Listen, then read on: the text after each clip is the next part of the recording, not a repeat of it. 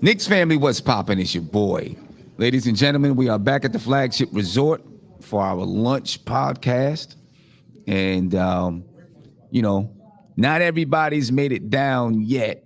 I think a lot of people had maybe a rough night last night after this, after the party, after the show, whatever. But we're here and we're going to talk about the fallout from last night's, whatever the Knicks did last night. They did a lot. They did so much that it seems like the New York Knicks, Leon Rose, and the New York Knicks needed to make a statement. This is what they said, and I don't have it to put on the screen for you right now. I'll try to get it maybe a little bit later. It said, last night, we made 3 trades involving draft picks, which resulted in increased financial flexibility and additional draft capital moving forward. We total of 11 in the first round and 11 in the second round over the next 7 years. We have the ability to be active in free agency as well as in the trade market. Our focus will remain to be strategic and thoughtful in our team building, doing it the right way, while feeding off of the momentum from the end of last season and prioritizing our developmental program. Thank you to the Knicks fans for your continued support. That's what the New York Knicks tweeted out about 25 minutes ago. So Tony, I'm going to start with you, man. What is your thoughts on the Knicks statement? What does it mean? What's it mean to you? And there's a microphone here for those who are out there. If you guys want to join in, you can jump in there and let us know what you think it means as well. But go ahead, Tony. Tell me what you think. Well, the fact that they had to make the statement at all tells me that they hear the rumblings, they hear the frustration, they hear the disappointment. Right. And they're trying to let people know where they stand. Overall, I think it's a good sign, though. We've been kind of down on the organization in the sense that they haven't been very transparent in where they're going in the direction. So I guess this is for some of the fans that kind of couldn't figure out what was going on and what they were doing.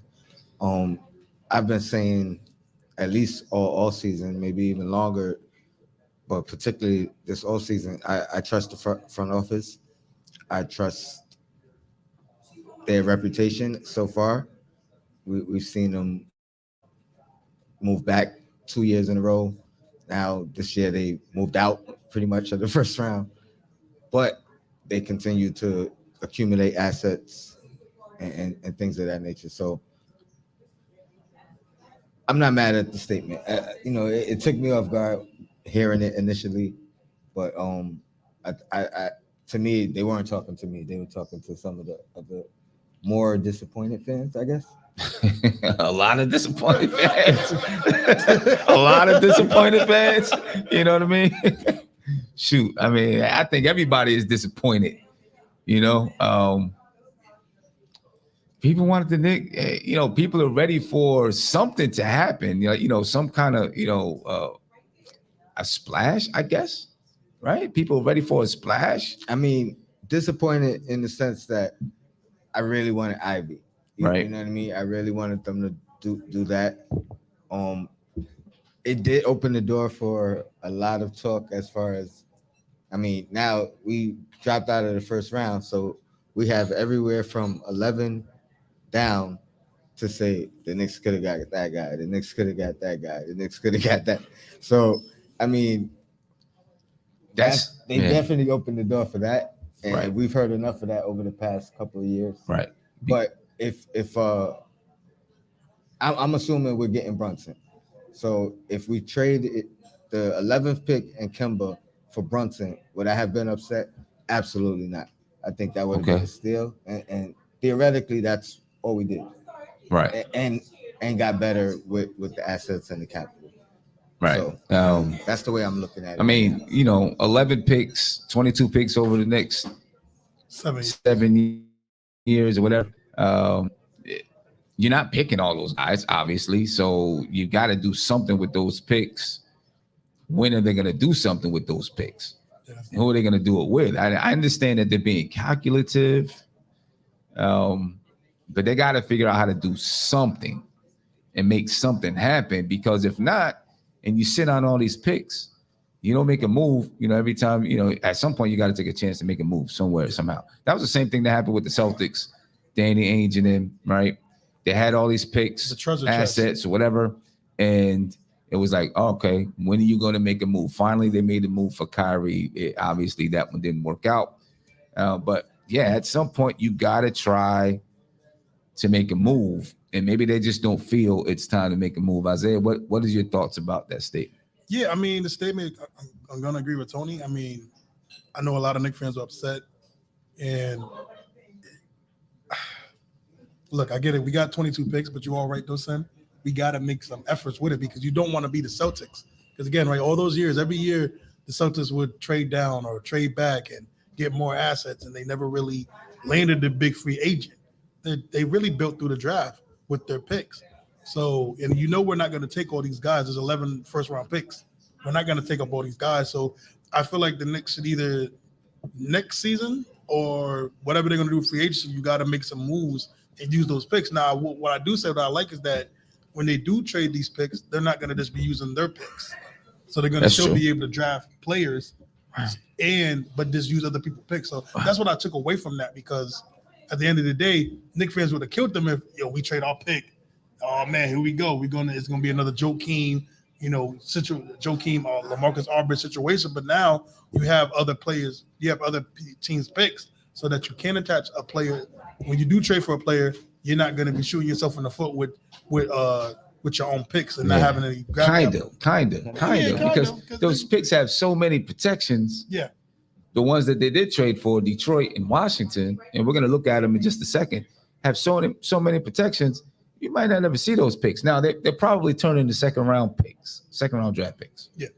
Right? So, I mean, I don't know. Also, too, they might become more valuable because, we're going to look at them, but I did look at them, and each year the protections go down. That's one thing I will say. The protections do go down each year for most of those teams. We're going to take a look at it, but that's one thing that might entice a team to take those picks on. And can I just say, I'd rather be the Celtics or going the Celtic route than us looking at it like we're going the OKC route and just waiting for these draft picks to pan out and hoping on these future young guys. I think these assets are for a bigger move, and we don't know if they turn down anything. You know what I mean? Like, it takes two teams to agree. True. So it's not like the Knicks could have made a move that we know of and didn't because they're holding on to these assets. So I got to look at it from what I know. They're just accumulating more, and when the right move is on the table and ready to be made, they're going to be in a better position to make it. Yeah, I agree. When that move is there, they're going to be in a position to make it. Hopefully that move comes this summer, right? Because, if it doesn't come this summer, people are going to be looking like, what's happening? What are you doing?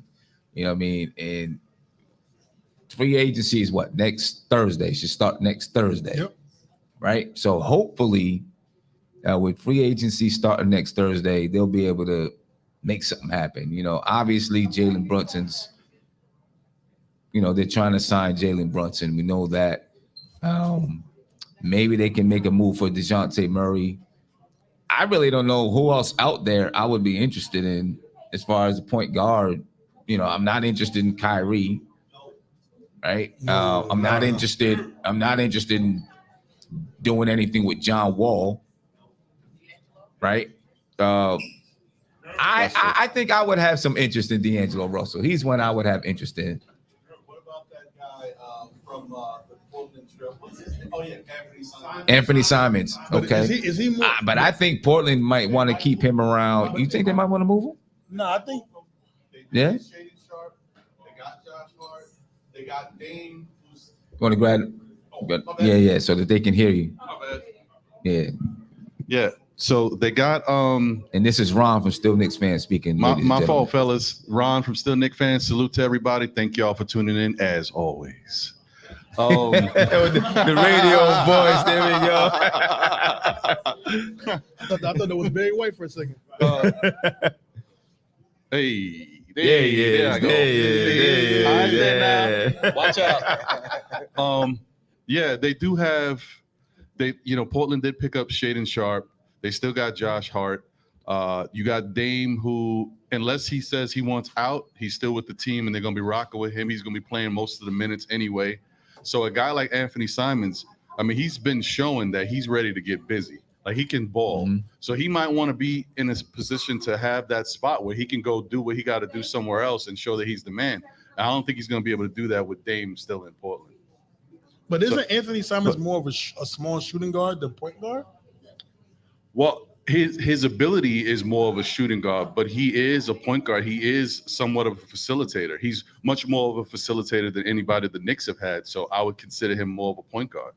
I think they hold on to him as the insurance policy if they're gonna move on from Dame at any point. So I don't think they move him first.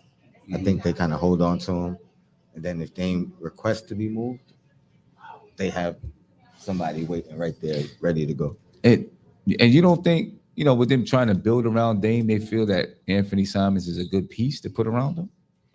I think from Portland's standpoint and from what works best for the team, it's great to keep Anthony Simons. I'm just wondering if Anthony Simons wants to be in that position. I think he might want to be the man somewhere, and he's shown he can be the man. Yeah. Like, so I mean, Knicks make a call. Yeah, listen, I mean, that's why you got those draft picks. If a guy like that comes available, you got those picks. Will they do it? Will they take a chance? Shout out to 1975 Jamrock for the super chat. He said, "What's considered a Drew type trade? 5 first for DeJounte Murray." I mean, We got him. I mean, you got the first round picks. How, with San, we're going to talk about that a little bit later, but would San Antonio be interested in all those protections on those picks, right? If they're trading DeJounte Murray, they want to make sure that they're going to get those picks, right? And, when you talk about Detroit and Washington, hey, you never know if those picks are going to come through. I'll tell you what, they might turn to second round picks. Detroit got a lot better. Detroit did.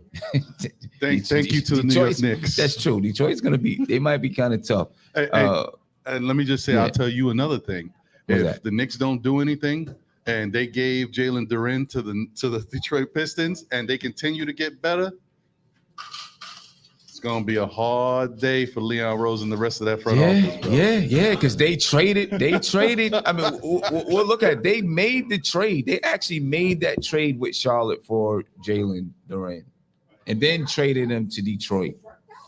You know what I mean? Big shout out to Jay Boogie. Thank you for the super chat. And also shout out to Chuck D. He says, salute Sim. The nothing but Knicks Atlantic City offering to us fans was better than the Knicks effort. Yeah, it probably was. they took the air out the room, though. I can tell you that. Everybody never like, oh, man. Oh, man. It's time to go to the casino now. Shoot. Lee. Yeah, I know. That we was talking about it last night. That's some people on the 31st floor. And after the Knicks night, hopefully you kept your doors locked.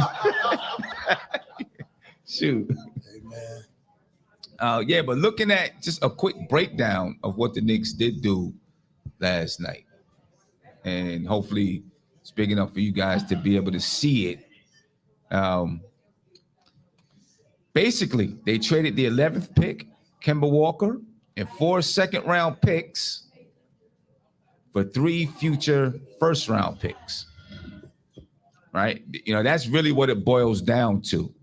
And I'm going to remove this overlay for a second. Shout out to all of the sponsors.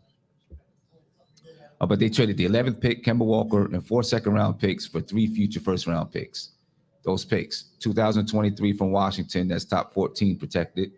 a 2023 from Detroit, that's top 18 protected, and then a 2025 from Milwaukee, that's top 4 protected. You would think that the Knicks would get the Milwaukee pick unless something crazy happens in 2025 and Milwaukee's not good, right?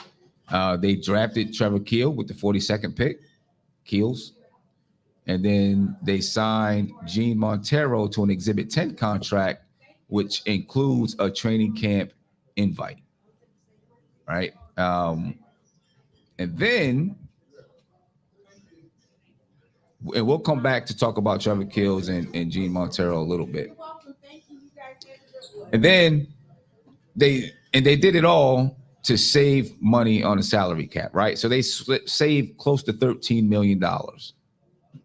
Kemba Walker's contract is $9.1 million, and then the first round pick, which they would have had to pay if they would have drafted that player with the 11th pick, would have been $3.7 million. So in all, they saved $13 million, and they have $16 million in salary cap space available this summer. Right now, that's what they have. If they want to be players starting next week, then they're gonna have to find a way to get another $10 million at least off the cap, right? So who is that? That's Nerlens Noel is about 10 million. Alec Burks is about 10 million. Now they can get Derrick Rose is 14. Get him out of here. Derrick Rose is 14. Get him out of here. They can get $5 million almost immediately and get that up to 21 million because Taj Gibson has a non-guaranteed contract, right? So if they just decide, we're gonna not waive him, but we're not gonna guarantee your contract, I'm sure he'll probably stick around for the veterans minimum anyway, which doesn't count against your cap, right? So they could get up to $21 million like that for this season, which could actually be enough to sign Brunson. Because even though people are saying it's going to be $25 million a year, when you think about it, the first year is probably not going to be $25 million. It's going to go up. It could go up 6% every year. So you can start at 21. You can start at under 20, to be honest. We could do it at 18 and start there and then jump to 24. Right, and just backload that contract. There you go. Right? And a backloaded contract really, the problem with that, though, is it becomes kind of, I don't want to, depending on his performance, it could be untradeable, right? Because, if you start at 18 million and then in the final year, it's 33 million and people don't think he's worth 33 million, you could be in trouble, right? When you look at guys like the Sacramento Kings a couple of years ago, had a bunch of guys, Buddy Hield and some other guys, some of them may still be on the Kings now, their contracts descended, right, throughout the year. So it started at, let's say, 18 million, then it went to 16, then it went to 14, et cetera. That makes it easier to trade longer into the contract when it, when you put a poison pill at the end, that last year or whatever can be, kind of tough. So I don't know if that's something the Knicks really want to do. I think you could look at it from both ways, though, because if it's the final year and it's 33 million or 30 million, whatever, now it becomes, there's value in it, because if you're receiving a star in return that is making that much money, it takes up that much of that cap, and it's an expiring for that other team. So they don't have any commitment long term. So depending on how you look at it, it could be a positive either way. Poison pill in the front or the end, depending on the move you make. So I don't think it is that bad to if that's what you got to do to get them now. I think it's worth the risk. Yeah, I mean, again, right? I know we're gonna talk about it a little bit later, but Jalen Brunson, to me, he just helped elevate this team. I know people are worrying about the 20. I think the big thing I think people are worried about is that 25 million marker for him. I think people really don't want to pay him that much. I mean, I think Jalen Brunson's price range is gonna be about 20 to 22, 23 million dollars for what he brings for you. And I'm comfortable with that. And if we got to pay him 25 million 1 year, I'm fine with that too, because at the end of the day, what he's going to bring to the Knicks is honestly probably going to equivalent to what he's going to be making. when I see him Hopefully. play. Right. Hopefully, hopefully, hopefully it works out the way that we hope. So let me ask you this. Well, actually, I want to just hear from you all, just, with what we've seen on the screen, just any other thoughts after last night, after you had a chance to sleep on it, right? Any other thoughts about what the Knicks did? We got Steph about to grab the mic and come on up. You want to grab a seat? Or yeah, we can kick Big Bub out of here. Huh? Okay. I was gonna say, we didn't get the chance. I didn't get the chance to do Big Bubba's theme music last night. Everybody, yeah. So he's scared because he knows what's going to happen in a couple hours. He's scared. Oh boy. Yeah. I had to hit it. We had to do it because you're the only one been talking about it. That means nerves. You're the only one been talking about. But Steph, any thoughts about it last night? Yeah, I mean, to be honest, as a fan, I was disappointed only because, when you make a pick, you dream about what that player could be. You dream about, how they fit with the team. You look forward to seeing them in the summer league. So to not have that opportunity, at least for the first round pick, is disappointing. But I have to believe that the Knicks had something else is brewing, because you just don't give up essentially a first rounder, 4 second rounders to get off of a $9 million expiring contract. You just don't do anything like that. And I believe the Knicks are a competent front office. So in order to do something like that, they have to have some intel that they're going to need this cap space to get done, whatever it is they're trying to get done. Right. Now, if it falls through and they don't do that this season, they're going to look like buffoons. Right. Because people are going to be like, why would you give up that much to get off of that contract and not have anything to show for it right now? Right. So I believe that there's something else in the works this offseason. Yeah, they've got to have some kind of intel. Yeah. It has to be that they have some kind of intel about, someone who may be coming or Right. I mean, if they did that and just taking a shot in the dark and there was talent that they could have drafted. So this is my big thing, Ray. And I know a lot of Knicks fans are mad, but to me, I felt like the Knicks saw that most of their players were gone. I mean, you had a choice between AJ Griffin, the guys that they liked. The guys that they liked. liked. I mean, Right. I'm not gonna lie to them. Usually,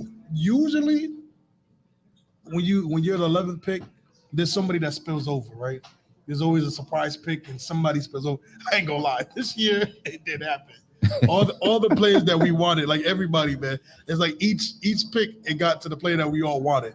When Right. it came to Johnny Davis, it came to Dyson Daniels. When it came to some people want Benedict, it was just like very like shoot. Some people wanted Jeremy Sohan. He went before.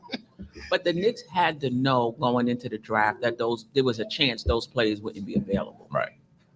They Yeah, had of to know course. that. But also too, Steph, it's like sometimes, of course you do. You pretty much know the day of who you're going to be taking, whoever your team is taking. But sometimes you do get that surprise. And I do think the Knicks were like, there's not really nothing we want. I think AJ Griffin, I think they were scared of his injuries. And then after that, there wasn't really nothing. You had Ty, you had the There kid was some from guys on the There board. was There was some guys Brandon on the board. was still I on the think board. Brandon was still Dorman on the was- board. Yeah. Yeah, they could have had Dorn if they want. They could have had Dorn. They But with the wanted 11th to. pick, though, I think that was the big thing. The Knicks thought that the player they were getting wasn't worth the 4.5 that they were going to invest in. 3.7. Oh, 3.7. Yeah, the 3.7 that they were going to invest in. They probably did. 3.7. Guarantee you, these guys, Malachi Branham, Jalen Duren, these guys that the Knicks, Abaji, they're gonna make more than that $3.7 million after their rookie contract. No, of course. But Right. So they're gonna be worth it. Yeah. They're gonna be, they're gonna be worth it. I guess maybe they just felt like they had a better chance of trading out. They didn't even trade down, just trading out of the draft and clearing up that cap space. So I think, Steph, you alluded to it. It puts pressure on this offseason. They can't miss, right? So they can't miss.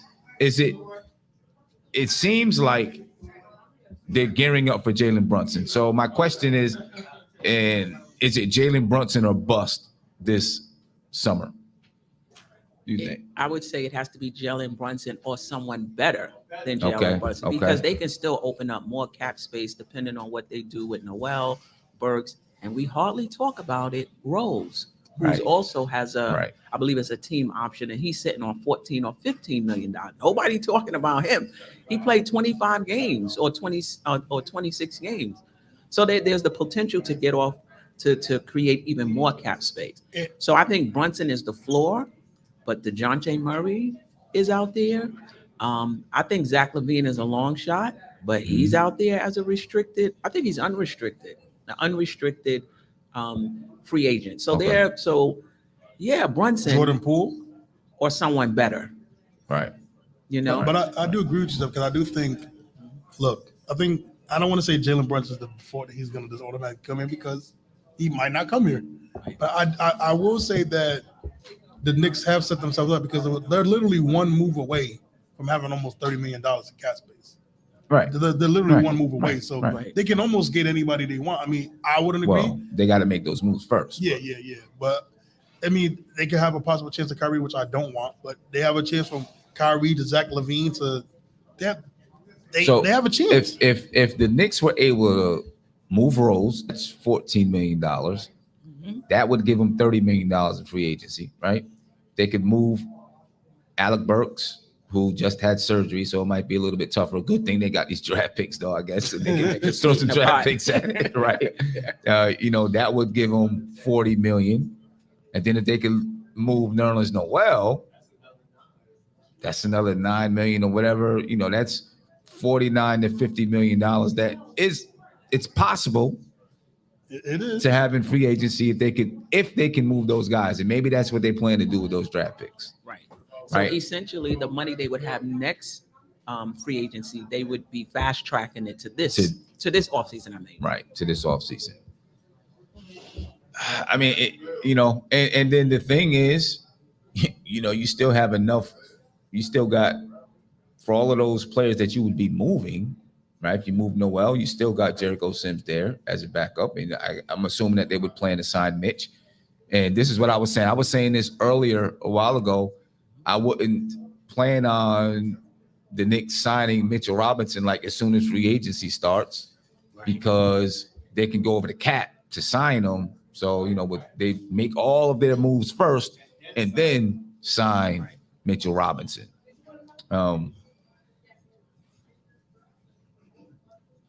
It may be hard to get all of those players off, but I think it's possible. And then you still got Quentin Grimes, and you got Cam Reddish, and you got Emmanuel Quickly, right? You got Evan Fournier, and maybe they can even get Evan Fournier's contract off. I don't know if they're going to do all of that this year. But this is the crazy thing, though, right? You could potentially get rid of all these players, and you can still have your young core. You didn't even touch your young core. So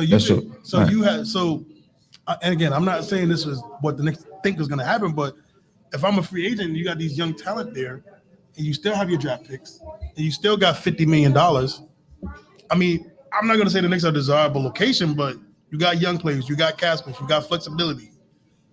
That's something to look at. It is, but Isaiah, if you're a free agent, you're looking to win. Right. I don't know if you would look and say, well, they got a lot of young players, because usually they would look and say, well, who's that guy? If they look at Memphis, be like, okay, they got Ja. Who's that guy? But stuff, here's the big thing, though, right? They want to win, but this is why I say there's a 1A to 1B.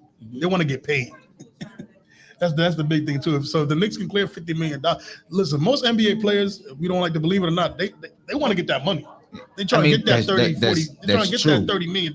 That's true, but the players that are getting $30 million are going to get $30 million regardless where they go, most likely, right? So it's not going to really be about the money as much, because they're going to get that money anyway. So I think it's going to be about, can I win? Because if they're going to get the money, can I win and get that money? You know what I mean? They got it up there now. There they go. Yep. I don't even want to hear what they're saying on ESPN. I don't even want to hear it. The jury is out, Sam. If the Knicks do something this offseason, It's all of the talk is going to go away. It's going to all make sense. You know, if they don't, That's the Right. first thing they do is show Kyrie Irving. yeah, Yeah, that's the first thing they show. Kyrie Brunson. I feel scared that Kyrie could end up being the guy that they. Oh, my God. I just. The reason why I say I feel scared is because it feels like that would be a Knick thing that happens, and I can just imagine, Kyrie Irving and Tom Thibodeau going all the way back, and Stephon Marbury and Larry Brown. It would feel like that. Oh my God! Please. But Larry Brown was confrontational. Yes, Tibbs, that's he true. wants to just give, political talk. Just keep- He's not he's not, because he wants to keep everything Just in keep house it- while things are imploding. Right. Just keep the Vaseline away from Kyrie Irving, please. Yeah, Kyrie will be electric for the 33 games he played. Right. right. For the right. 33 games he plays. Them 33 games, Yo, yo. it's gonna be crazy for those 33. But Yeah. is there a way for us to get two though? Is there a way for us to get two?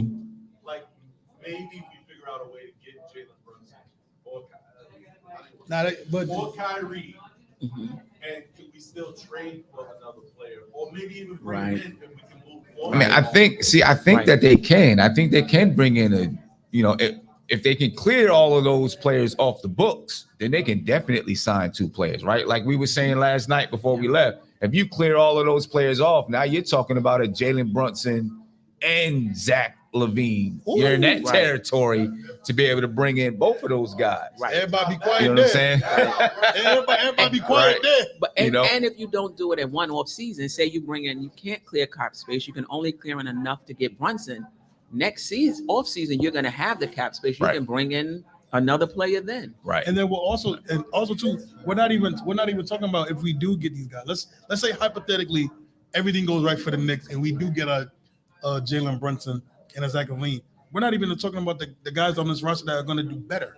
We're not even talking about RJ doing better. We're not talking about Quickly doing better. We're not talking about Obi doing better. Hopefully, and maybe even Randall doing better. So this team, I think could that do some players would have to move though. I think if you bring in Levine and you bring in Levine plays a spot that there's already a log jam Right. at.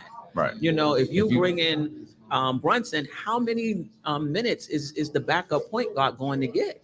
Yeah, I mean, if you bring in Brunson, IQ is going to be the backup point guard, right? And I know Evan Green last night was, IQ is going to start. We got to da-da-da-da. I don't think that's going to happen, but he's going to be the backup point guard. If you bring in Zach LaVine, I think that means Evan Fournier is probably gone, Right. And then off the bench is going to be Quentin Grimes, right? So just imagine if you were able to clear that much money, which they could, it's possible, and they got lucky and signed Jalen Brunson and Zach LaVine, and your starting five is Jalen Brunson, Zach LaVine, RJ Barrett, Julius Randle, and Mitchell Robinson. And then off the bench, you got IQ, Quentin Grimes, Cam Reddish, Obi Toppin, and Jericho Sims. Oh, so it's like the I mean- Bulls formula, or better because we have better role players, and I think the Bulls got coming off the bench. Right. Yeah, I would agree mean, with that. how would you feel about that? With playoff team, right? I mean, not play in, but playoff team. I said it was Jalen Brunson, Zach LaVine, RJ Barrett, Julius Randle, Mitchell Robinson. Your first five, second five, IQ, Quentin Grimes, Cam Reddish, Obi Toppin, and Jericho Sims. That's a fifth seed. It's 50. I think talent-wise it is. I think it would just be chemistry and fit. Right. RJ, Mitch, Randall, all below the foul line players. How much space is gonna be in there? You really need some shooters. Levine is a shooter. Barrett has definitely gotten better, and Brunson is a 3-point shooter as well. So, but I think fit and chemistry would be more the issue, but also playing time. How much time is Obi getting behind Randall? How much time is IQ getting behind Brunson? Right. So is it possible to even You know, are you okay starting playing those guys 16, 18 minutes, or maybe trading them for guys who are actually second, backup players and bringing in assets, you know? Yeah. So it depends. Yeah, it depends. I mean, between now and next Thursday, they got a week. The Knicks have a lot of work to do, to even make it possible. You know what I mean? So I think they're probably going to focus on just at first just clearing enough room so that they can, get to having $30 million, say, in cap space. That way, they can sign someone like a Brunson or whoever, and then they could sign, like a Brunson, and then be able to sign, maybe one other player.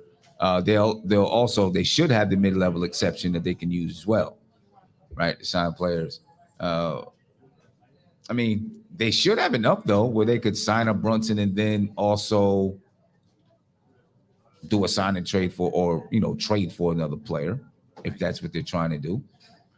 But when you look at that statement, they kind of talk about continuing the slow build. So maybe they're not even looking at trying to move this thing forward too fast. When you look at that statement, I don't know. What do you think, Ron? I'm thinking that most likely their plan doesn't include what we're thinking. Like, that's the best. What you just laid out is best case scenario. Best case scenario, I think right. we would love that as Knicks fans. I know I would sign up for that every day of the week. Mhm. I don't think that. I'm not saying I think this front office is inept. I think they're a smart front office. I don't think that they have that go get it gene. I think they're a little scared. I Not mean, conservative, scared. yeah, no, I think they're scared. Conservative is one thing. Yeah, conservative is one thing. I think they're scared because they don't even want to. Like, there was no response right after the draft or press conference type thing where someone from the front office could address the Knicks community. They put out a statement because I think they feel like it was backlash because of the moves, and we are so upset as Knicks fans. We've been waiting for something, and you didn't give us anything except a bunch of picks that are protected that may not have a lot of value, and you expect us just to be happy with it. I mean, this is New York, this is the Mecca, and we haven't seen a winner in so many years. And as much as I am one of those fans that loves the youth, I'd be happy if we just rock with the kids and just play the kids. But I know there's a lot of Knicks fans that want to see winning. So in that case, you got to give us something. You didn't even give us more, young draft picks that we like that could fit with the team. Listen, I agree that the point is we are in a position where we got too many players at the same position. But I'm of the mindset that we've already seen some of these guys. I'm ready to move on from them. I'm ready to move on. Who the guys? I'm ready to move on from Burks. I'm ready to move on from Noel. I'm ready to move on from Kimba, which we did. I'm ready to move on from Rose, possibly. I love Rose, but if Rose can't stay healthy, at some point you got to say, listen, we got to move on.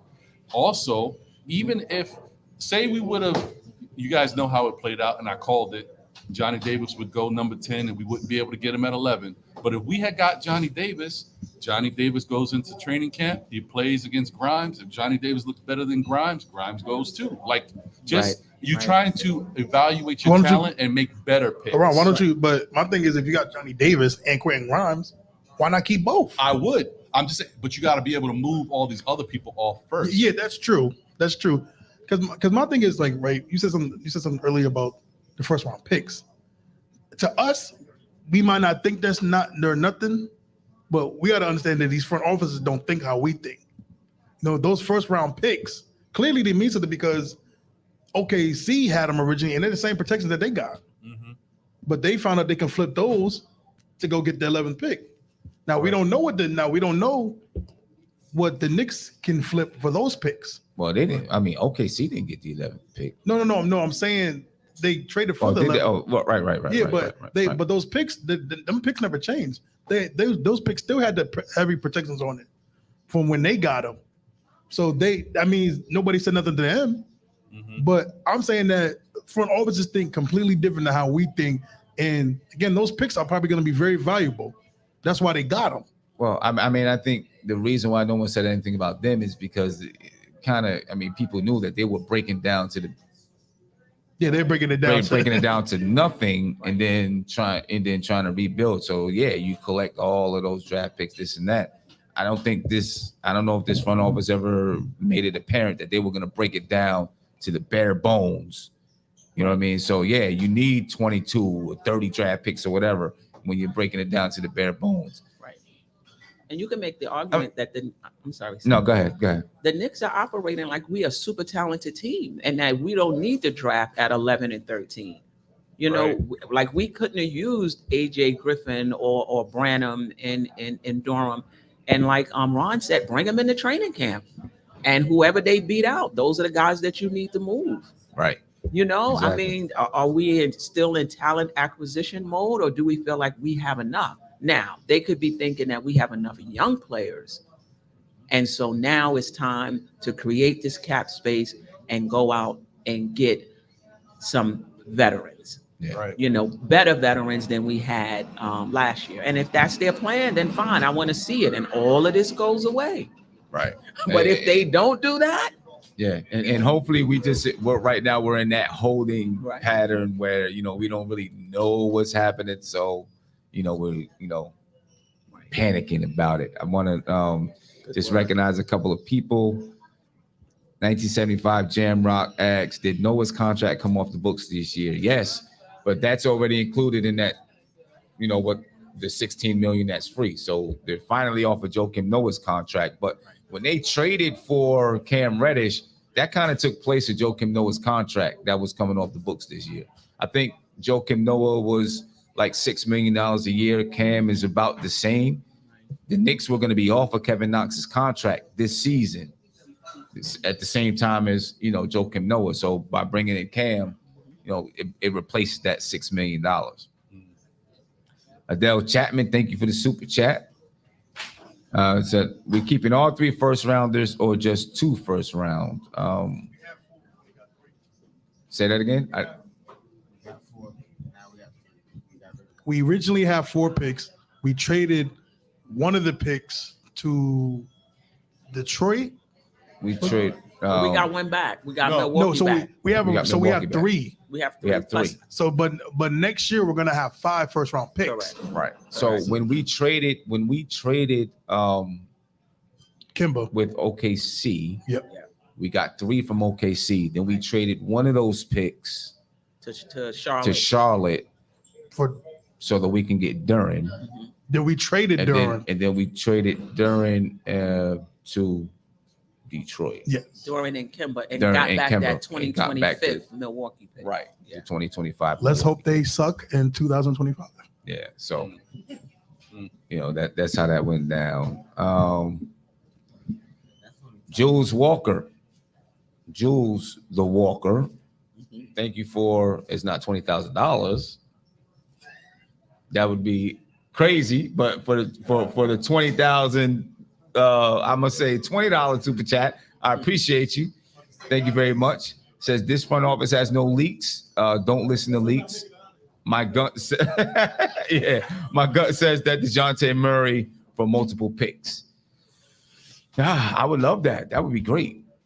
Now we talking. Yeah, that would be great.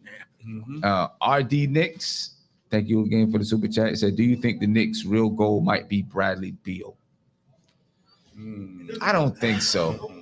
I like Bradley Beal. I really do. I like Bradley Beal, but I don't think they have Bradley Beal in mind. Yeah. I mean, even regardless of the timeline, I just don't see it working with his style of play. And we need a different kind of guard, I think. Different kind of guard. And it's not like so the difference. So if you talk about, the Knicks fans wanted Jaden Ivey. Jaden Ivey comes in, he's young. You start and he proves to be a star, then you change your roster around him if he proves to be your star. Bradley Beal's already 31 or whatever he is. I don't know. Maybe he's not. How old is Bradley Beal? 28, 29, 29, 29? I don't know if you bring him in and say, now we're going to build around Bradley Beal because he's what? 28. I don't know if you bring him in and say, now we're going to build around Bradley Beal with his style. 28, 29. Yeah. What? But I don't know. I don't know if you do that. You know what I'm saying? If you're getting a young guy like Jaden Ivey, then you have time to see how he plays and figure if you're going to restructure your roster around him. You know, if you're thinking you're going to restructure your roster around Bradley Beal, you're going to be in for a whole new. You're setting yourself for mediocrity again for the next however many years, probably, because I just don't know if he works with this team per se. I think you need somebody's, you know, not as ball dominant because you got some ball dominant. Unless it's a super duper star, right? I don't know if Bradley Beal is that kind of super duper star, you know? So I don't know. And What about Zion? Paris Duggar, well, he said, don't sleep on a Zion move. That's what he said. Thank you for the super chat, Paris. He said, don't sleep on a Zion move. He may want out.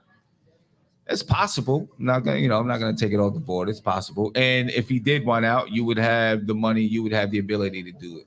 You know what I mean? Yeah. Somebody said that. I mean, I did hear that because of the success they had last season, that Zion wants to re-sign with them. But someone made the point. I forget. One of our astute chat members who are with us today, that the Pelicans may want to put injury protections in that contract, and Zion may not want that. Who? I mean, see that poses a problem for me too, Right. Because if he comes to the Knicks, you might want to put injury protections in that contract too. Mm-hmm. That's a And fact. so he may not want that because so then what? No Zion. That's what. That's what it Right. means, basically. Right. I mean, we went through that with Amari. Yep. Right? We went through that with Amari. Yeah. Chuck D, thank you again for the super chat. He said, unfortunately, 28 has turned into the new 33 in the NBA, talking about Bradley Beal. That's that's crazy to think, but it could be right. You could be right. I don't know. I guess the Knicks have a lot, they got a lot of maneuvering to do over the next couple of days to try to get to next Thursday. And I mean, I guess they don't have to do it all by next Thursday, but it'd be nice to have their books clear so that when Thursday gets there, you know what I mean, they're ready to go. They don't want to be messing around trying to make moves.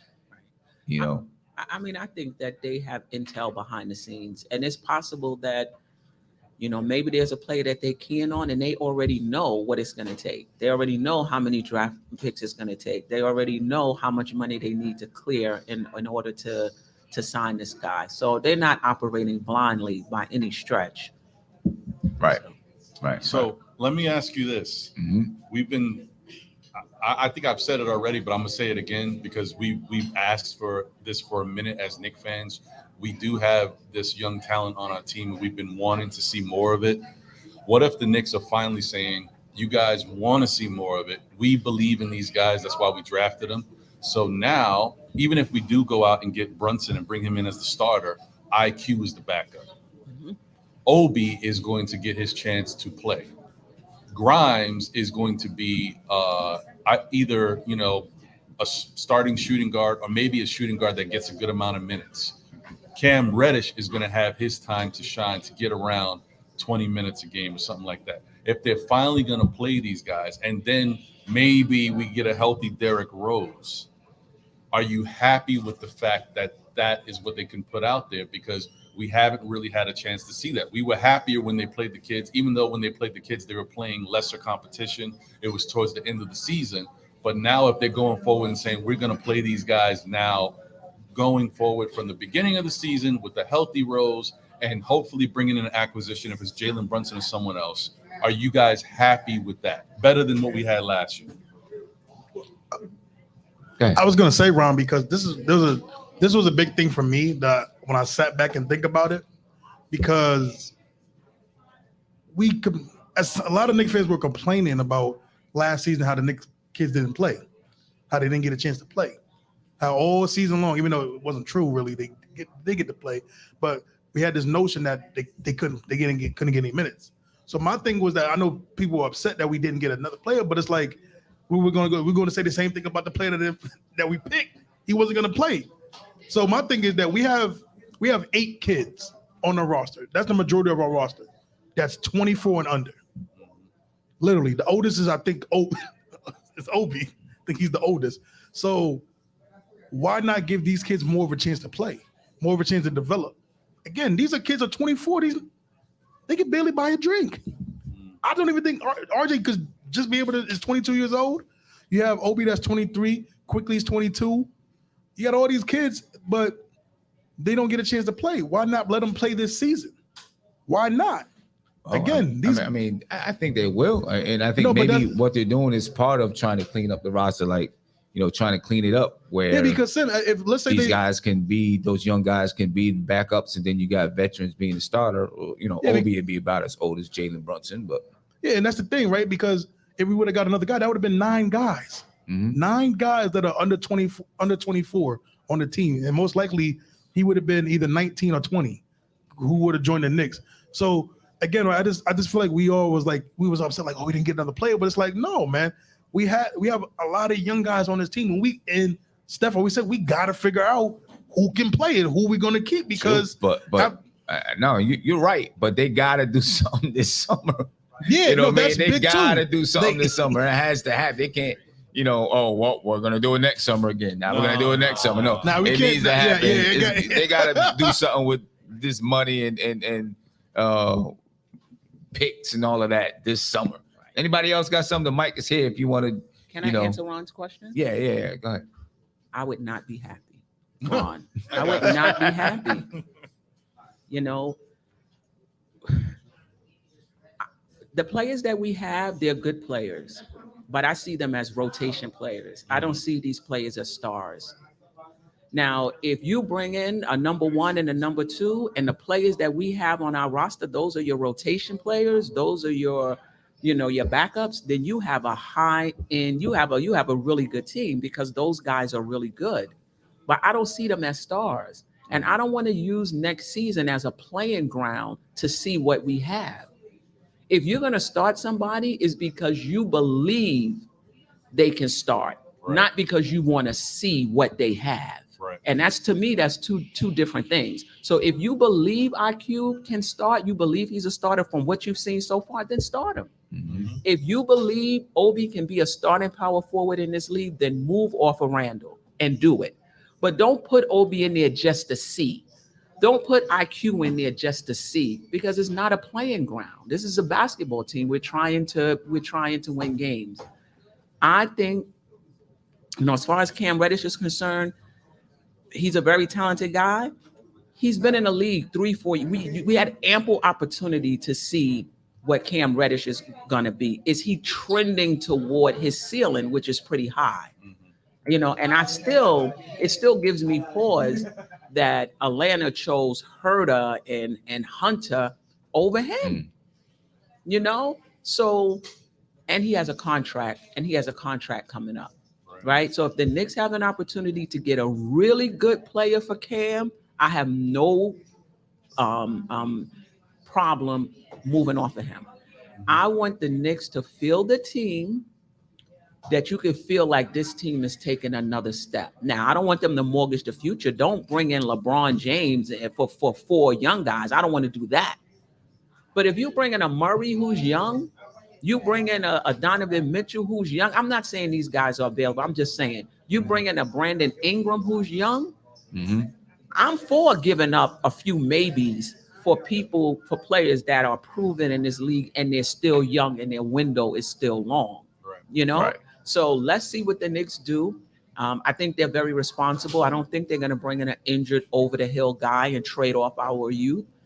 But if they bring in another young guy who's proven, I think that's the next step. Well, you know what?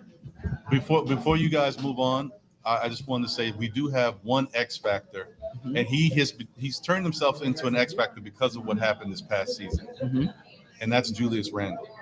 So if the Knicks do decide to go this route and play these young guys that we've been asking for, and maybe they bring somebody in to make it look legitimate, if you got a happy Julius Randle, that may make all the difference, because a happy Julius Randle is a productive Randle and he works well with the rest of his teammates.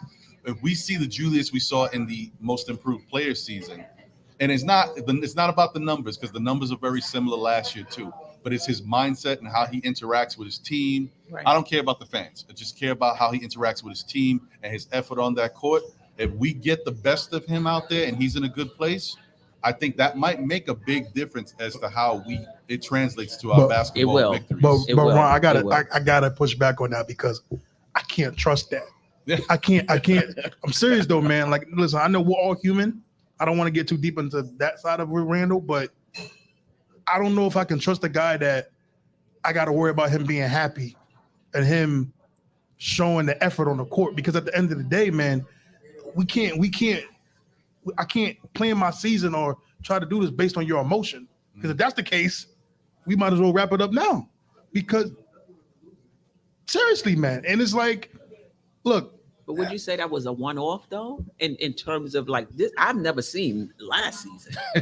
So maybe it was just a one-off. Right. Yeah. But you know, And maybe he's gonna maybe it'll settle into what he really is. Maybe he's been here 3 seasons. So I'll be- but listen, but look, it's been 3 seasons. It's been all over the place, right? 3 seasons that he's been with the Knicks, been all over the place. You know, honestly, I mean, I know a lot of people say the first season was terrible. I don't think it was horrible. it was okay. Right? I'll give it okay. He didn't shoot well from 3. I don't know if we expected him to, right? He turned the ball over. We know that's who he is. He shot well from the field altogether, 46-7%, something like that. It was that. Right? 19-10. It was okay season, right? It wasn't great. It was okay season. Then he had a great season. Last season was terrible, His worst season ever. right? Right.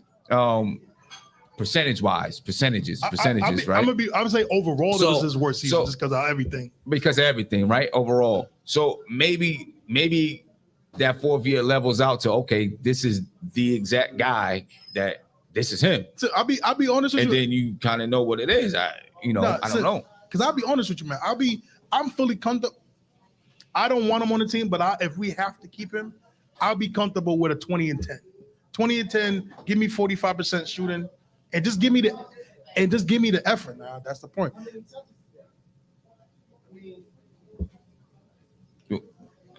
I mean, you said how many touches is that?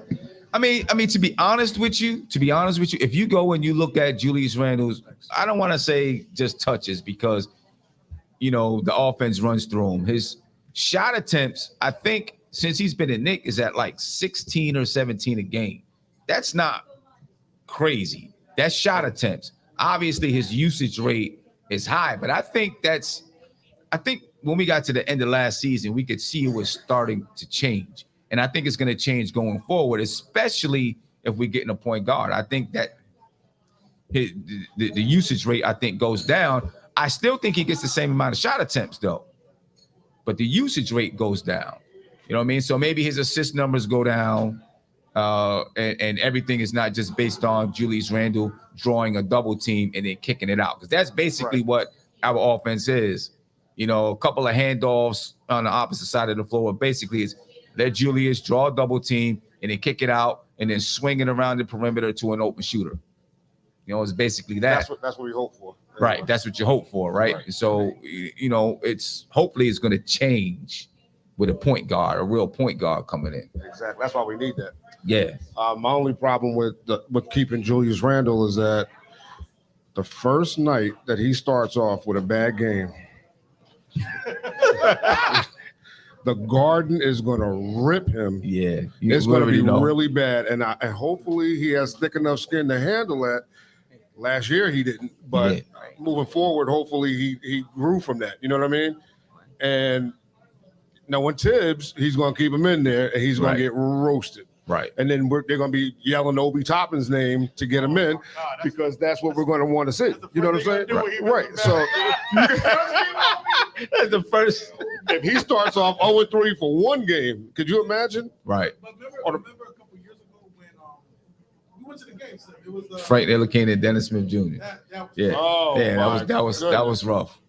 Yeah. I mean, you know what the difference between Randle and that though is Dennis Smith Jr. was a kid, right? I mean, he was really, real young, and I mean, fans are gonna do what they're gonna do. Julius Randle's older though, right? You know what I mean? And hopefully he's learned, like you said, how to handle it, man.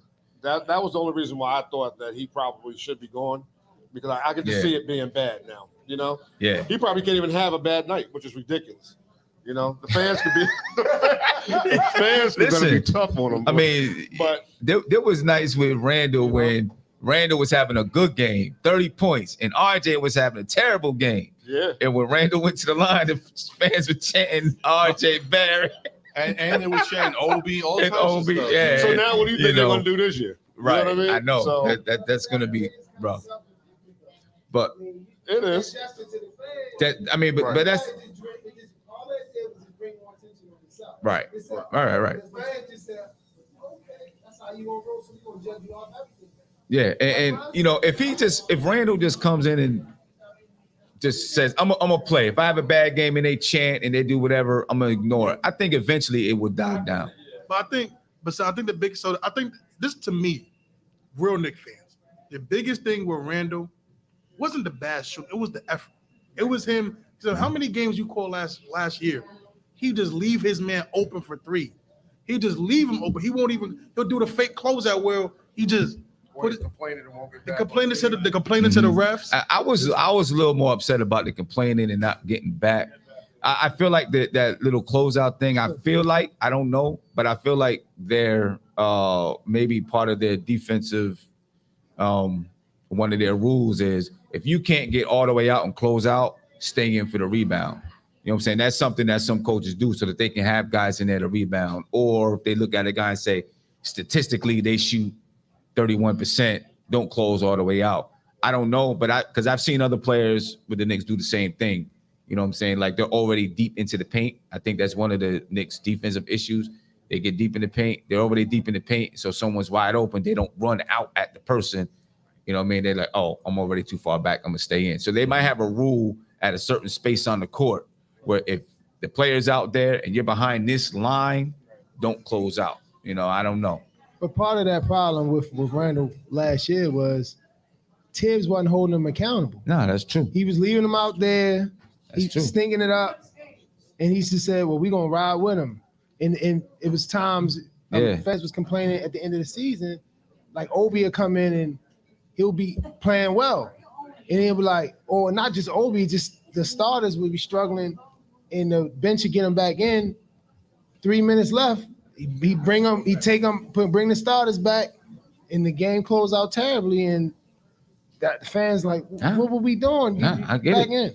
in. I'll say one quick thing before Tibbs does that, both ways. Because like with IQ, he stuck with IQ all season when people early was like, get him out of there, and he stuck with him. But it works sometimes. But I think hopefully he's going to look at himself too and say, yeah, I got to. First of all, I think Randall plays too much in the first quarter, right? He's like this season, he was playing 12 minutes in the first quarter. That's crazy. Right? I don't understand why you're not playing him, 6 minutes in the first quarter. Then, or maybe 7 minutes, get Obi in, bring Randall back around 7 minutes left in the second quarter or 6 minutes or something like that and let him, play it out. Then obviously in the second half, maybe you adjust it a little bit based on who's playing well or the matchups and things like that. But I felt like a lot of times with Randall, it was, he would get gassed. Yeah. I'll say this too, Simon. I know we don't want to keep talking about Randall for the whole draft thing. Yeah. I will say that, and I don't want to fully put everything on Thibs because I don't think Randall he didn't put him in a good position because you have to treat every player the same, which is different. And you have to understand your personnel. And he knows Randall is an emotional, like it's pretty known that everybody knows he's an emotional guy. So he can't coach. Thibs can't coach Randall the way he coaches RJ. And he can't coach RJ the way he coaches Randall. So I think to me, and this was a bad part of Randall where he was selfish, that he knew that Thibs wasn't going to take him out because he knew that if he did, he was going to pout, he was going to complain. And we all seen the videos of him during timeouts, breaking laptops and being away from the team. And we seen that. So, and they feeling it. We seen it. They dealing with it. So I know Randall didn't put him in the best position, which again, right, we know Thibs is a quote unquote hard coach, but he's really not. He's really a player's coach. he really, cares about his players. He wants to make them happy, but the guys have to do the same. The guys got to put them in the best position to coach the team to the best ability. He still has to be, you still got to have a point where, you're like, I got to hold, a guy accountable, whatever. You know what I mean? And then, this, like you said, different players, you address different ways. It's part of you learning your players and learning what they can and will respond to. You know what I mean? That's a learning process for coaches as well. And the lines may be different too. Yeah. You holding everybody accountable, but one person has a little more rope right. than the next Exactly. one. Right. I agree. I agree. Sam, when you was talking about the Zach LaVine and Brunson, you put him on this team with Randle there. Boy, I'm speaking off of who the shots. I mean, that's kind of. I mean, I don't see that for. Things would have to change. I'm not sure. The game is gonna. You can't play the same way. Things that have to change. Last thing with Randle, then I want to talk about the guys that the Knicks did pick up last night. How do you think Rick Brunson is going to impact not just Randle but the team? And then we'll talk about this a bit, and then we'll get into some of the guys the Knicks picked up. But how will Rick Brunson and what he brings? Because I think I've been wanting the Knicks and I think the NBA team should do it more often. Is bring in people from high school. Don't have to be coaches, but whoever, in high school to work with some of these guys coming to the NBA because they're 19 years old, getting to the league. Jalen Brunson is still 18 years old. He's been drafted. He'll turn 19 in August. These guys are 1 year removed from high school. And now you're getting, starting next year, there's going to be some high school players that can play in the league. It would be beneficial to bring in some people who understand how to work with young men coming out of high school. So bringing in Rick Brunson, I think, he was just not far from here, right? Coaching in Camden. You know what I mean? Just last year. So, he's got some experience with, the mindset of these young men. And I think he might have a positive impact on this team, with what he can bring. How much can he help with Randle, do you think? Yeah, I think. And do me a favor, when you guys grab a mic, just announce your name so everybody can. Oh, okay. This is 914 Finance. There you go. And I just think Brunson is going to make a good impact with the young, the youth on the team and stuff like that. So I think that's going to be good. But my concern, though, is with Randle because, his stats in his real good season was based on the fact that we tailored everything around him. Mm-hmm. And in my opinion, the offense moves much more smoothly without doing that. So when he's out of the offense, that's when you see other players come alive, right? Mm-hmm. So my issue, when you have a superstar makes everyone else better, right? Randle, to me, he puts up those really nice stats of like double, 5 assists, 6 assists, whatever, but sometimes to the detriment of everybody else's growth, right? So he's going to get his thing. And I think we saw how far our team could go with him being the focal point.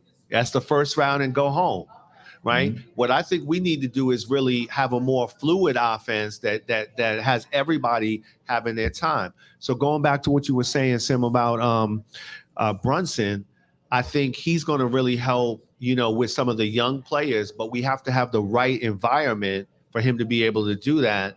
And that means we have to change our offense, change our whole approach to the team. Otherwise, we're going to do the same thing again. If we run the same offense again and Randle is dribbling the ball up, getting double team, kicking out, and that's all we do, you're not going to see Cam really pop. Right. Cam's not going to pop running to the corner right? Every time they come down and think they have to actually give him the ball and let him rock with the ball a little bit and do something, and let's see what they got, right? So my concern. So on the one hand, Sim, I agree with you that Brunson is a good pickup for our young ball players, but we have to change our mentality and which way we're going to go forward. And that's the last thing I want to say is the biggest thing I have with the Knicks is, can we get a direction? Whatever we're trying to do, if we're trying to win right now and bring veterans in and do that, let's do that, right? But if we're going to play the youth and do that, let's do that, right? But we cannot do the mix of either or, because that's what puts us in the situation we are now.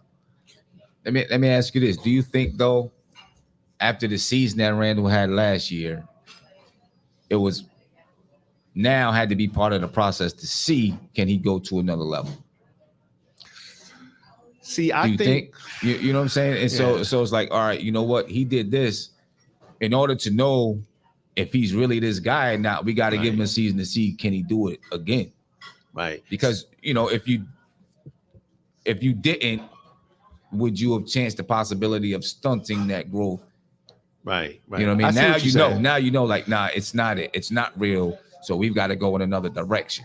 Right. But I think you need it. If a guy has an all-NBA season, I think you've got to at least say, is it real or not? And you got to give it another season to see if it's real. I don't think you can tell off of just, after that season to say, nah, he's not going to do it again. Or, you know what I'm saying? You have to wait and see, because when the Knicks signed him, right, they signed him to a deal that, thinking maybe in a couple years he outplays his deal. Right. Right. And so now he has an all-NBA season, and you're like, man, he outplayed it. Right. Right. And Scott Perry's there. He helped sign Julius Randle. Right. He outplayed it. So let's, we got to give it a season to see now. But that's where the argument comes in that maybe you shouldn't have went ahead and signed him. That's true. To the That's extension. true. You should have let us see what happened this season and then made a decision. But the only thing, though, Sim, that I say to that is this. I think that's possible, but the problem I have is I think that season that Randle has in his mind, he's a number one. So now, right, see, because in my mind, on a championship team for us, he's a 3. In Randle's mind, he's a 1. And the challenge we're going to have is, because he had that all NBA season, convincing him, yo, dial that back, man. You're not a 1, you a 3, right? So every time he gets on the court, he's 1, right? Now in our team, we need him to get his mind right to be a 2 or a 3, right? But in his mind, I'm the star of this team. I'm the one. Funnel everything through me, and that's the challenge we're going to have, right? So if we run him back next year, he's going to be pushing his agenda to be a 1, not necessarily trying to play his position, which really is, let me become a 3. Yeah, I guess we'll see. You know what I'm saying? Because I think he's been used, he's played before without being a 1. So, but that's before that year gassed him up. That 1 year got him feeling a whole different level. Yeah. I'm just saying. I just want to say, he is a 1 on his team, so you can't tell him to be a 3 if nobody else is stepping up to be the 1 and the 2. True. Right. I hear you, Tony. Right, okay, right, true. But I'm just saying, like, when we get where we want to be, right, he needs to be a 3. And I'm just not sure that he's ever going to want to come back from being the 1. It depends, though. Yeah. If you bring in 2 stars, like say, for example, Chris Paul in his prime, you bring you bring in Paul George in his prime. Randle gonna look at them 2 guys and fall back. And right. fall back. But we need stars like that to make him fall back. Anybody else, he's not giving that up. Because I think ball players know when you go to a court, right? You might be the best player out there. Right. But tomorrow, when you get to the court and some other people show up, you're like, all right, I know my space with this group. You know what I mean? I think I think players know. And in the NBA, they all know each other. They're close. Right. You know what I'm saying? So I think they kind of know. I think they all kind of know where they are. Yeah. You know what I mean? And, but also he is testing his mettle too to see where he is. He is. That's why right. I do think that if the Knicks do somehow wind up with a Brunson, Jalen Brunson, I think Randle would respect him. Because you guys can say, not you guys, I mean, like people can say in general, whatever you feel about Jalen Brunson. Oh, he's on Dallas. He got Luka Doncic. Jalen Brunson balls when Luka Doncic is not on the court. Right. So when you can do that, you gain the respect of your peers and the other people around the NBA. Okay, this guy, he got game. Yeah. Right. So it's not about who he's with. Yeah, that can help sustain your, your overall numbers when you're playing with him. But when you can ball out when your main guy is not out there, that says a lot. And I agree with you, Ron, because what I'm also thinking though is Brunson is like family to Tibbs. Yeah. You know what I'm saying? So in addition to even the respect between Randle and Brunson, Tibbs is going to give him the keys and say, this is your team, run this team, right? And he's not going to like defer over to Randle, right? Because the connection with Brunson is even stronger than Randle. So I think that's why he's a good pickup as well, right? Because he's not going to defer. He's going to get the keys coming in the door because of who he is and his relationship with Tibbs. And Leon. And Leon and the whole squad. And his dad. Yo, he's a made man. He's a made man coming in. And the other thing about Brunson is, he's not the tallest guy, not the most athletic, all that stuff. But he showed me a lot, especially against Phoenix and Chris Paul. He was a bulldog versus Chris Paul. He was going right at him. So you like that mentality. Absolutely. Yeah. I want to give a shout out to the sponsors, man. Mama Hilda's Coquito, Artie, Black Bottle, and Print Jurisdiction. There's a link in the description of the video. Of course, Lawrence Tears. Lawrence Tears gave me a super chat yesterday. I didn't get a chance to read it last night. I don't even remember what it said now. I know he said something about, what went on with the Knicks or whatever, but I just want to shout out all of our sponsors and ask you to please go check them out. There's a link in the description links to all of them in the description of the video. So you jumping up? I'm just up here. I'm ready. I did want to bring up, ask Jarrell if he wanted to come up because he is the college guru with us. You know what I'm saying? He knows all these guys, and I wanted to talk about the guys that the Knicks did pick up, right? Because they did make a draft pick with the 42nd pick. They drafted Trevor Keels, or Trevor Keel, maybe. Trevor Keels. With the 42nd pick from Duke. And, wanted to talk a little bit about this young man and what you think he can bring, Jarrell, to the team. And if he even makes the team. And I guess a lot of that is going to depend on, what the Knicks do during the offseason. First of all, salute to everybody. Everybody in the crowd, I don't want to assume the camera isn't on the crowd, so a lot of people, I don't want everybody to think there's nobody here. Oh, like we got a crowd, you know what I'm saying? So it's like a good 15, 20 people here just chilling. So. Yeah. Yeah, there you go. Right. So salute to everybody that actually showed up to the second day and everything. When it comes to Trevor Keel, to be completely honest, I'm not a huge fan of his. Okay. Not gonna lie, I seen him play. He played for Duke, and I'm a Carolina fan, so I watched the ACC a lot. So, I watched him play like at least about 8 or 10 Duke games. He didn't start. He's a big guard. He actually played forward for them too. Long arms, around 6'4", 225, 230. He has some playmaking skills. But to answer your question, what will he do for us, like in the offseason or next season? I don't think he's going to do much. To be honest, I think he'd probably be stuck in the G League. I'm trying to think. Like he's short, but he's kind of listed as like a small forward. So he's like 6'4". So if you think about like the size, like he's shorter than Ron. So, but he kind of maybe like Bryce Brown from the Nets. It'd be somebody like that, but with a little more playmaking to his game. The player comp that I read out there that intrigued me was Lou Dort. I was watching defense. Maybe I can see that. I was watching him play. I was just not watching him play, watching some video last night, and he does play kind of like Lou Dort. Yeah, that makes sense. Definitely a defensive guy. He's gonna get some steals. And to his credit, third lead, we didn't really know about it. We didn't really hear about him, but third leading scorer on that Duke team this year, coming off the bench. He's only 18 years old, so a lot of room for growth as well.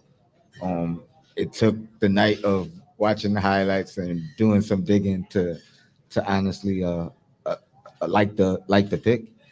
But I'm definitely settled in and more comfortable with the pick today than last night. Yeah, I'm not too down. Like, I'm not the biggest fan, but I don't want to crap on the kid like that. Like, he does have a chance to make the roster and, have a successful career. I'm just not the biggest fan for him on our team. Right. If that makes sense. I don't see where he plays. Like, I don't see him getting any burn next year. Not if we have Grimes, not if we have Cam. I just don't see it. Unless it's strictly because Tibbs loves his defense. Right. Now, could And he, Motor. And Motor, yes. and Motor, right? Do you think he'll be a guy that can, take a couple of years in the G League? I mean, he's 18, right? You say he's 18 years old. He's so, he's young. He was a freshman.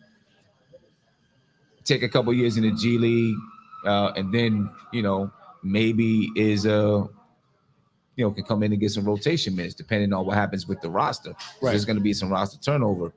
Why do you think he didn't say, well, I'm just going to stay at Duke if I'm going to go in the second round? Because next year, he might have been a starter. He might have been, I don't know what the incoming class is going to look like, but, he might have been a main, one of their main players. To answer that question, Duke's incoming class is crazy, and he probably won't start next year either. Okay. They have a starting five. It's not, I wouldn't say it's like the Fab Five from Michigan, but it's pretty deep. And there's unpredictability, no more Coach K. So Yeah, no more Coach K. Okay, They have a new okay. coach. So the program could be a little different. I'm sure they're not going to, stray too far away from the Coach K plan, but yeah, he wouldn't start next year either. Right. That's how good the incoming freshmen are. Yeah, that's why he left. So that's why I left. And next But- year's draft is going to be, talent-wise, it's supposed to be a lot better. So if he get drafted 42nd this year, he might not get drafted at all next year. Yeah. See what I'm saying? Players know this. They know their place. Yes. Right. Players Like know. they have agents for a reason. This Right. is an agent's Players job. know their place. They know where they are. So you basically just see him being a second round pick. Mhm. I mean, obviously he's a second round pick, playing in the G League probably for a little while. Mhm. Then maybe the Knicks move on from him Right. at some point or whatever, or he's traded or something like that. Because you got to think about it. If he, like you said, like why not go back? He knew he shouldn't have went back, or it probably would have been worse for him. Yeah. Going forward. Now, what about Gene Montero? Because the Knicks also signed Gene Montero, right? Who what is he? 18 years old too? He's 18. I believe he turns 19 soon, like next month. Okay. So he's intriguing. 6'2" guard. The only reason he probably didn't get drafted because of size. Mm-hmm. I mean, 6'2", but he's kind of frail, and I don't think he played for overtime, so I don't know how many of them actually got drafted, except for who else got drafted? Anybody else get drafted for overtime? I don't think so. Not this I don't year. know. Well, he didn't Not even this get year. drafted. He just got signed. He got signed. He didn't even get drafted either. So, yeah, he's intriguing just because he's a point guard, but he's at least a real point guard. A lot of times we try to get these players to be point guard just because they have playmaking skills, and we want a point guard so bad. Mm-hmm. He's a real point guard. Like, he can actually go out there and get 10 assists and rather easily too. That's just the type of player he is. This overtime elite intrigues me, right? Okay. It's basically a high school team that is professional. Yes. Right? Yeah, pretty much. I mean, and he's from the Dominican Republic, so I don't really know when it comes to competition level what he's played like growing up and stuff, because international rules are a little different. They can start playing pro earlier than we can. Right. So I don't really know his level of competition when it comes to that. Like, he's not like he was Luka. Like, Luka Doncic was like 14 when he became a pro. Jean Montero, I think it's Jean, just because he's Dominican Republic. Okay. But I think I don't know, maybe that's why he didn't get drafted, because of competition and his size. But other than that, he can play. Like, he can shoot, he can play make. If he actually made the roster, I would still be a little shocked just because we're so stacked. He'd probably be stuck in the G League also. Right. Well, he's on an Exhibit 10 contract, so basically he's just getting an invite to training camp. Right. Right. So he might not even be on the roster, period. So he might Right. actually go to another team and be on their G League team. Right. But I think the Knicks, I think one of the things that the Knicks are having the opportunity to do with all of these draft picks, not only trade them, but with so many second round picks they have 11 over the next 7 years, is really start to use that G League team as a real training ground, Right. Like a farm system. You know what I mean? And, in the past, it used to be in the second round, you look for guys that are 20, 22, right? Mhm. Seniors. Right. Now it seems like with the way things are going, you're going to be looking at that second round and trying to get guys that are 18 years old that can go into your G League team and start to develop and grow. Right. You know what I'm saying? And then maybe in a couple of years you have some players to that can come up and take on some roster spots. Right. Which is smart. You know what I mean? With the Knicks having so many picks, you know what I mean? You can really use that G League program as a developmental ground. Right. And I think just because of how the roster is, like, even though I was disappointed, I wasn't shocked yesterday. Mm-hmm. Because even if we did draft somebody, regardless of who we drafted, it would have been a log jam where they played at. Right. Except for somebody like Jalen Duren or Marcus Williams. And that's if we didn't sign Mitch. So because we didn't, draft either of those players, that kind of writings on the wall that Mitch is coming back. Yeah.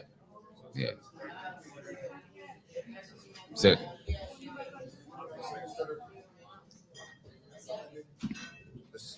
Instead of drafting a player, it seemed like it was more important, especially when their favorite guys were gone. It seemed like saving money was more important. That's why I really feel like something's going to happen. Right. You know what I mean? That makes sense.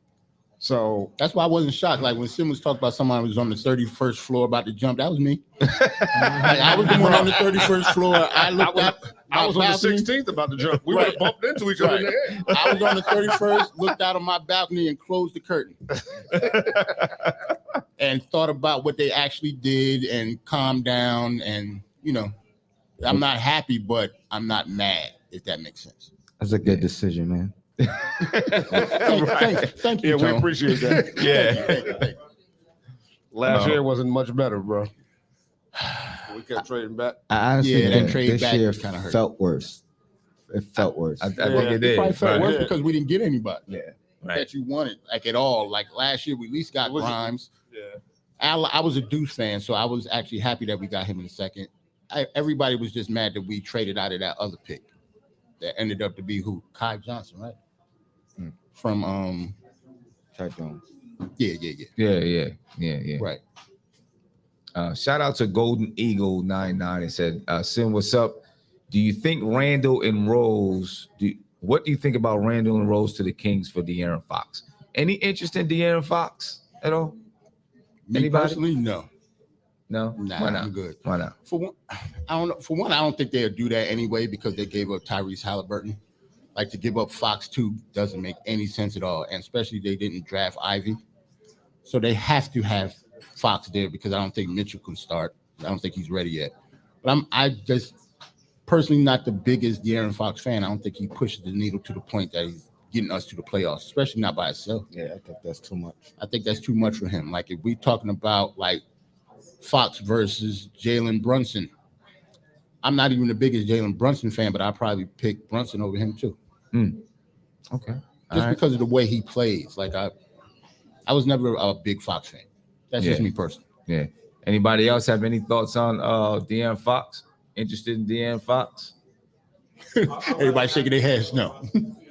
You said what? I'd rather have D'Angelo Russell. Yeah. Okay. Sexton coming off an injury though. That's the only thing. Yeah. Get him cheaper. So as a Knicks fan, we have PSD when it comes to injured players. He coming off an injury just last year. So he hasn't even played healthy yet in 2 seasons. So yeah, we get Colin Sexton. I wouldn't be mad, but it'll be kind of like the same old Knicks.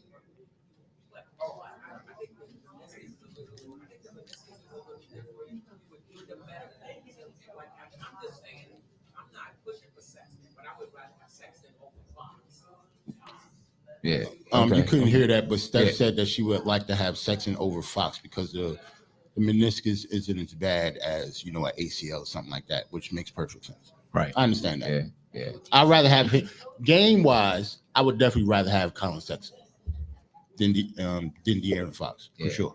Building Blocks said, Kai Soto, is he worthy of an Exhibit 10 contract or a Summer League invite? Fans love him, but I figured he would go undrafted after the initial buzz because he was not getting in any NBA executive props after the New York Knicks workout. I mean, I think he would be worth an Exhibit 10 contract. Of course. You know what I mean? He was he was worth 42nd. Yeah. Over Keel. He was. That's my thing. Like the Keel pick, I guess it's worse because I'm not personally a fan of his, but the players that were still on the board, we could have got Kai Soto. He didn't even get drafted. I don't even know who he got picked up by or if he got picked up. I don't think he did. Yeah.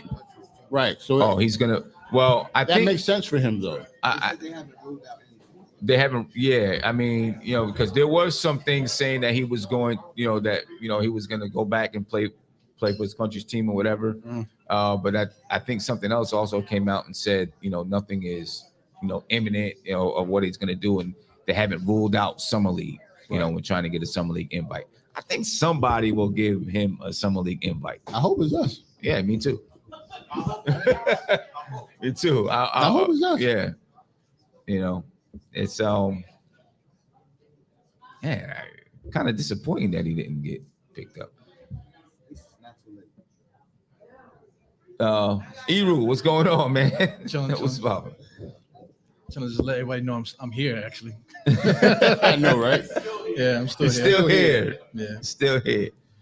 Any thoughts about anything, man? I'm exhausted to tell you the truth. Last night, like you were saying, we were watching a lot of film and stuff. I was watching film all night long until I realized it was like 2 something, almost 3 in the morning or whatever. So, I mean, watching videos of that Gene guy, of the other dude from Duke. Uh-huh. I kind of get it. The Knicks are operating like a business now, as compared to everyone goes to Isaiah. Remember, Isaiah was trading this guy, trading that guy. The Knicks are just doing the opposite. We're running it like we're running a real professional organization. So I can kind of see what they're doing as far as just keeping a stable of it's just like yourself. You have to save a certain amount of money in your bank account for a rainy day. And you gotta invest a certain amount of money in order to try to get some wealth, and then you gotta have your spending cash. So that's basically what they're doing, man. It's a blueprint, for life, kind of, and it's like they're basically taking on that same kind of blueprint, trying to build the roster, in a professional manner, as compared to just gunslinging, draft picks here, draft swaps, and all this other nonsense that everybody keeps talking about. So I'm okay with it, but for me, it's just like we just gotta wait another week.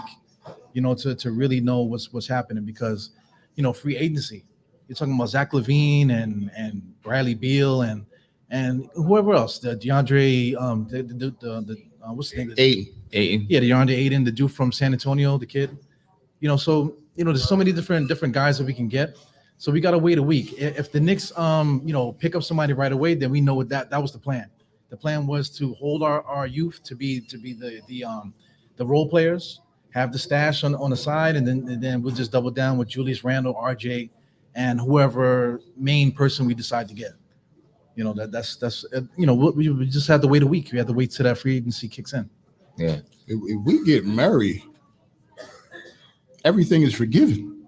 Yeah. I don't care what they did yesterday. Okay. No, there's no doubt about it. I would prefer him over anybody. I would prefer him over anybody that we've mentioned that's been linked to us. Yeah. Well, as you're saying that, according to Mark Stein, this 11 minutes ago, he said the Jalen Brunson sweepstakes just got real. My in-depth story on the major momentum New York is building in its bid to sign Brunson away from Dallas. And part of that story, he said,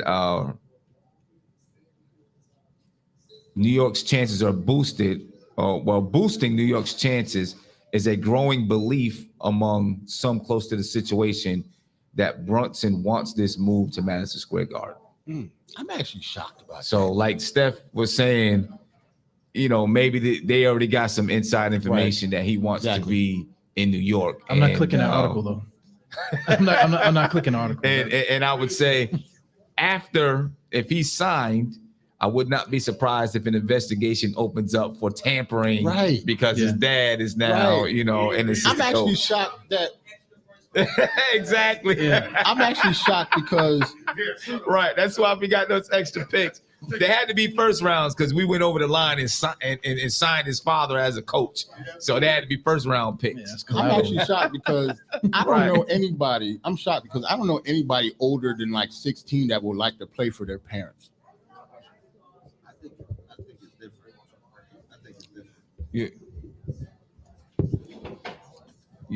Yeah, go ahead. I think they're just too close. Like you could see his dad at the games. You could see his dad coaching him from the sidelines when he wasn't a coach and things of that nature. I think he does want to play for his dad. And not as the head coach, but as the assistant. You know what I mean? A guy that could kind of bridge the gap. And it's all family anyway. Like with his coach not there, he's surrounded by family. So I think it just made it closer. Yeah. Oh, and we got some more breaking news. Former UNC forward Garrison Brooks signs an Exhibit 10 contract with the Knicks. I got news about that. Okay. I'm a Tar Heel fan. He is not going to make the roster. So thank you for that news, but yeah, that's not moving the needle at all. I'm sorry. Like, don't get me wrong. He's just probably going to be a body at training camp. Like, forward, 4 or 5, play 4 or 5 in college. What's his physical stats like his height and weight and stuff? I don't know those, but I would guess like around 6'9", 6'10", 240. Yeah, they're average basically 4'5" height, but yeah, talent wise, I don't see him. Yeah, they're basically like pads for practice and stuff. Yeah, pretty much. Like talent wise, he's not going to make the roster. I don't think, not at all. Yeah. So, I don't know. I guess we're gonna find out what the Knicks gonna do, man. Tony, anything you want to say? You want to jump up? Anybody else? Anything you wanted to add? Because I think I'm gonna, go ahead and jump on out of here. Anybody anything you want to add to the conversation about what the Knicks did last night? No. If not, then I think I'm gonna. Oh, go ahead, Tony. Go ahead, Tony. I just want to give the chat a shout out and tell you guys I appreciate you. Over 800 subscribers. There we go. 200 more to monetize. There we go. That's what's up. Appreciate it. Couldn't do it without y'all. Your Blackest time. And me and Ero tonight, right after the rematch. Yeah. And just tonight we will be at the Police Athletic League building, and that's on 250 North New York Avenue. I have some papers here where you can take a picture of the address or whatever, and we'll be there from 6 to 8. That's 250 North New York Avenue. We'll be there from 6 to 8, and we will be streaming it. So, we're going to be streaming it. We will be streaming it. I don't know where Isaiah went, but we will be streaming it. Isaiah went and took a nap. That's crazy. Yo, he's not here for real. Yeah, he's gone. I don't know what he did. I don't know what he did. Well, if there's any health practitioners out there, please be on call. Please. Extra ace bandages. Yeah. Like so we're going to get up out of here, ladies and gentlemen. Again, shout out to the Flagship Resort for having us, for hosting us. Yeah, please give them a round of applause. Their link is in the description of the video. And then Mama Hilda's Coquito, Artie, Black Bottle, Blanche Tears, Print Jurisdiction. I appreciate you all. Please make sure you check out their information in the description of the video, ladies and gentlemen. And we're going to get up out of here so we can go get some rest and get ready for these basketball games tonight. I don't know. And if anybody wants to play, you guys can feel free to lace them up. Join us. I'm playing the wall. That's the only thing I'm playing. Yeah, we out of here, ladies and gentlemen. Peace. This is NBK. nothing but Knicks. When Sim passed the assist, you know that it's #1 show that breaks down the game. If you can't play defense, stay out my way. Dribble the ball, come down the lane. 5 seconds on the shot clock, who gon' win us the game? You wanna hear Nick updates and trade rumors? Post-game reviews, this the place you tune in. Tell a friend just to keep the ball moving. Like the page if you feeling the movement. Every game we coming to win. Give us a sub like a player that came off the bench. This is NBK, nothing but Knicks.